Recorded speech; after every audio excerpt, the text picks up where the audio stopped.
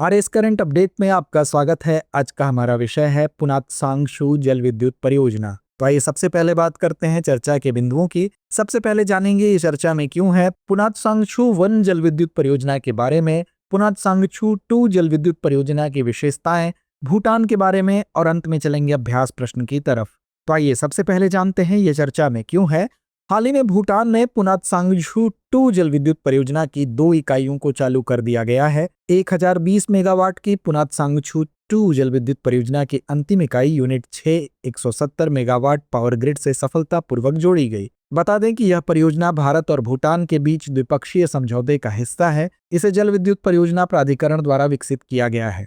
आइए अब जानते हैं पुनात सांगशू 1 जल विद्युत परियोजना के बारे में। पुनात सांगशू 1 परियोजना पुनात सांगशू नदी पर एक नदी प्रवाह परियोजना है। यह परियोजना वांगडुए फोडरंग पुल के 8.5 किलोमीटर और 18.5 किलोमीटर के बीच स्थित है। इस परियोजना को भारत सरकार द्वारा 40% अनुदान, 60% ऋण और 10% ब्याज के साथ वित्त पोषित किया गया है। इस परियोजना की स्थापित क्षमता 1095 मेगावाट और औसत वार्षिक ऊर्जा उत्पादन 5377.45 गीगावाट है। बता दें कि इस परियोजना में 137 मीटर ऊंचा कंक्रीट ग्रेविटी बांध, 4 इनटेक, 4 भूमिगत डिसिल्टिंग चैम्बर, 7.50 किलोमीटर लंबी, 10.3 मीटर व्यास वाली हेडरेस सुरंग, 2 वर्टिकल प्रेशर शाफ्ट और एक भूमिगत बिजली घर है। आइए अब जानते हैं पुनात सांगशू 2 जल विद्युत परियोजना की विशेषताएं। भूटान के राष्ट्रीय दिवस पर 1020 मेगावाट पुनात सांगशू 2 जल विद्युत परियोजना की इकाई 1 और 2 का भारतीय विद्युत ग्रिड से सफल समन्वय किया गया।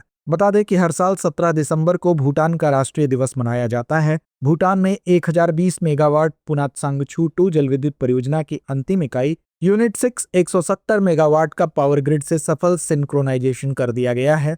गौरतलब है कि भारत और भूटान ने अब तक मिलकर 5 प्रमुख जल विद्युत परियोजनाओं का विकास किया है। चुखा 336 मेगावाट, कुरिचू 60 मेगावाट, ताला 1020 मेगावाट, मंगदेक्षु 720 मेगावाट और पुनात सांगशू 2 1020 मेगावाट। पुनात सांगशू 2 के पूरा होने से भूटान की स्थापित विद्युत उत्पादन क्षमता लगभग 40% बढ़कर 3500 मेगावाट से अधिक हो गई है। आइए अब जानते हैं भूटान के बारे में। भूटान एक छोटा भू अवस्थित देश है जिसने 2008 में संवैधानिक राजतंत्र अपनाने के बाद सकल राष्ट्रीय खुशी पर आधारित विकास रणनीति अपनाई। भूटान की 13वीं पंचवर्षीय योजना 2024 से 29 का फोकस रोजगार सृजन, विदेशी निवेश आकर्षण, आर्थिक विविधीकरण और गैलेफू माइंडफुलनेस सिटी जैसे महत्वाकांक्षी प्रोजेक्ट्स पर है।